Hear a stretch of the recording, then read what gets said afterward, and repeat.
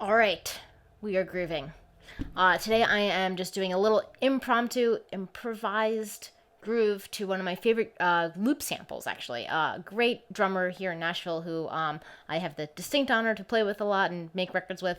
His name is Derek Phillips, and he made a super cool loop bundle. It's under the Red Tape Samples loop bundle. It's called Beatbox. There's a link below. Check it out. Go for it. And I just love playing along with super funky drummers to be inspired to create and to just kind of give myself a place to have fun and play along with grooves. I think that that's kind of the best way for you to develop your own sense of what you feel comfortable doing within a groove. So what I do to go about this is I'll just kind of put the groove on, I'll listen to it, and I'll be like, all right, well, how do I want to be inspired by this? The next thing I do is I say, okay, I want to give myself kind of a harmonic place to work from. So I'll say, all right, maybe I'll just stick with like G minor. And I'll figure out where I could go on the neck, and I'll say, okay, cool, here's my G minor. I know I can go here. I'll just kind of start by playing a minor pentatonic.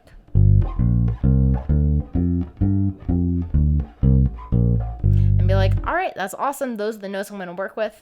And I come up with a groove where I just want to fit in the drummer. I want to make him sound good. I want to make myself sound good. And I pick a very simple thing to start off with, like this. It could just be that. And I'll hear the drummer in my head. All I'm doing is I'm playing the G and the F, so the root note or the octave up here, as well as the flat seventh. And I'm just going right there. And already that's grooving. Then I'll say, all right, what if I do a little drop? Go down to that minor third.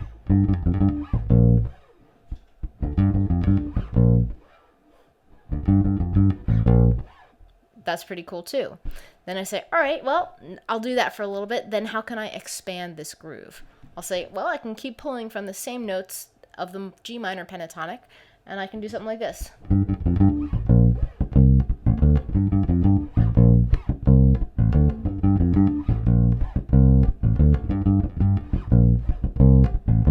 So again, I'm just playing the octave, the flat seventh, the minor third, the fourth, and the fifth to create my groove.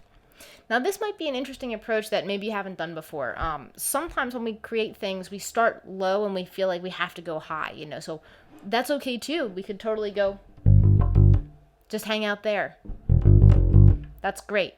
But we don't necessarily get that drop down. So one thing you want to do when you're practicing scales and using ideas to perhaps come up with a groove is you want to think about all different ways and directions where you can go to approach the note in a new way. So think about, if I start up here, I can reach down and get that minor third. If I start here, I can go up to it, but I can't go down. So there's something kind of nice about starting high and going low. It's a little bit more surprising. And so that's just one technique that you can use to add a little fun to your groove. Figure out, all right, I can get this note by going low. You could also switch it up a little bit. You're like, oh, cool. I just played the minor third down there. Or up here, I could play it low. And do the same thing. Just in different octaves. And it sounds super cool. So, I recommend if you want to work on, developing grooves, coming up with musical ideas, one of my favorite things to do is, again, to play with one of my favorite funky drummers.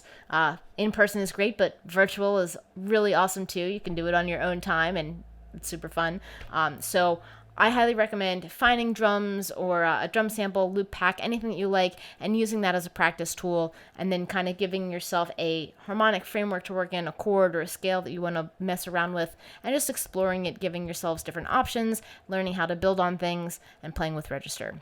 And I like to start with something really simple where I'm playing maybe just a motif of 2 to 3 notes that are just going to lock in.